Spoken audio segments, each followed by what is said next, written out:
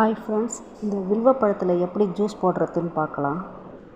இதில் எந்த பழத்துலையும் இல்லாத அளவுக்கு பொட்டாசியம் அதிகமாக இருக்குது. அதனால் இது மாரடைப்பு வராத பார்த்துக்கும். அப்புறம் மன அழுத்தத்துக்கெலாம் மிக சிறந்த மருந்து இது. இது ஓடு தடிமனாக இருக்கிறதுனால இது மாதிரி ஒரு கட்டை வச்சு தான் உடைக்கணும். உடைச்சி தான் அது உள்ளே இருக்கிற பல்பை எடுக்கணும். இப்போ நான் கட்டையை வச்சு உடைச்சி அது உள்ளே இருக்கிறத எடுக்கலாம். எப்படி இருக்குது பாருங்கள். ரொம்ப வாசனையாக இருக்கும். இது எடுக்கும்போது நல்ல வாசனையாக இருக்கும்.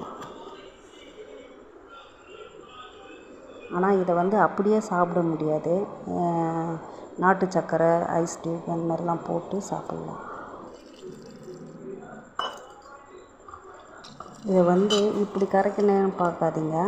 இது நல்ல புளி எப்படி கரைப்போம் குழம்புக்கு, அது மாதிரி கரைக்கணும். அப்போ தான் அது உள்ளே இருக்கிற ஜூஸ் நமக்கு நல்லா கிடைக்கும்.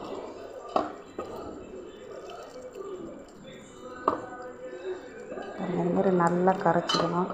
கையை நல்லா க்ளீனாக கழுவிட்டு இது மாதிரி நல்லா கரைச்சிக்கணும். இதில் ஒரு 4 டம்ளர் ஜூஸ் வரும். ஒரு பழத்தில் 4 டம்ளர் ஜூஸ் எடுக்கலாம்.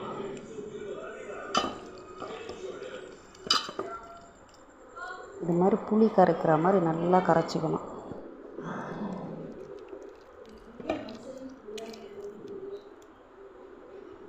கரைச்சிட்டு இதில் தண்ணி நல்லா எவ்வளோ வேணுமோ ஊற்றிக்கணும். இது நல்லா கரைக்கிறதுல தான் இருக்குது, நல்ல ஜூஸ் வரும்.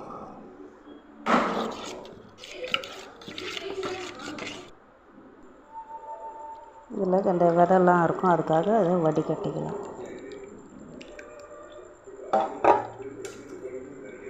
இப்போ இதுவே 2 டம்ளர், பெரிய டம்ளரில் 2 டம்ளர் வரும். இப்போ இதை மேலே இருக்கிறதுக்கும் திரும்ப ஒரு 2 டம்ளர் எடுக்கலாம். நான் உங்களுக்கு 2 டம்ளர் மட்டும் காட்டுறேன். இதில் 4 டம்ளர் எடுக்கலாம். இப்போ ஐஸ் டியூப் போட்டுக்கிறேன். நாட்டு சர்க்கரை 2 ஸ்பூன் போட்டுக்கணும்.